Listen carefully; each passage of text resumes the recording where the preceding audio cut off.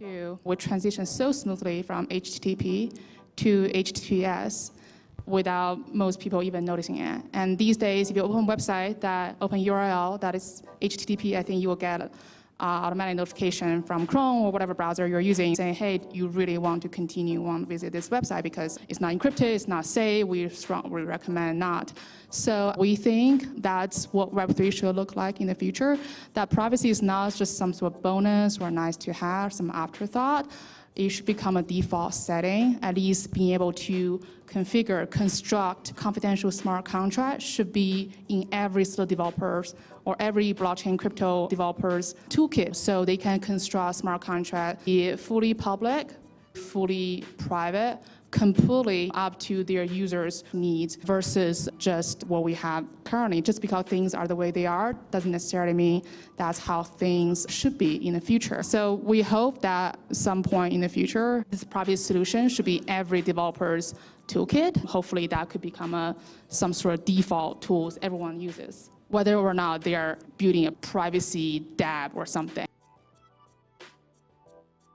User-centric, user-first approach, I think that should be our guiding principle in the blockchain world, in the sense that I don't really have a specific pecking order as to which fields should be private, which fields should be public. I think it's all up to what developer wants to provide for their users. Let's say, if you want to solve some sort of front-run attack or sandwich attack or MEV problem in DeFi, you probably don't necessarily need to encrypt the receiver-sender address. You probably just want to hide some sort of trading parameters, because those users, DeFi users, don't necessarily care that their address being reviewed public, because that's how things are these days. But they do care that when they make a trade, they don't want other validators or some other bots scanning the network be able to front run their trades. And that's just DeFi. And then you also have institutional investors who want to be involved in DeFi a bit more than they are now. So especially those whale institutional investors, they are concerned about their trades being reviewed to the public. So they care about whether this address should be made public or not.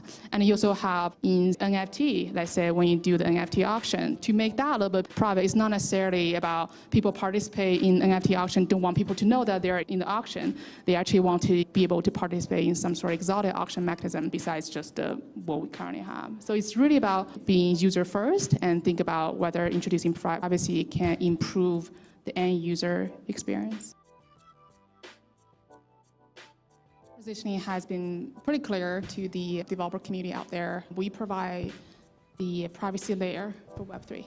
And we start with EVM, Solidity, because that is the biggest developer group out there in the blockchain industry. But we're not stopping at Solidity. We have WebAssembly, Rust, also on the roadmap and soon to be released on mainnet for everyone to use. But in terms of providing confidentiality to Solidity developers as well to all the dApps building on EVM, so Oasis, we're currently using a trust execution environment. I know ZK is very hot today. I personally do like ZK technology as well, but I do want to point out that all these privacy technology, whether that's secure hardware or ZK, those are not mutually exclusive. They can be very complementary to one another.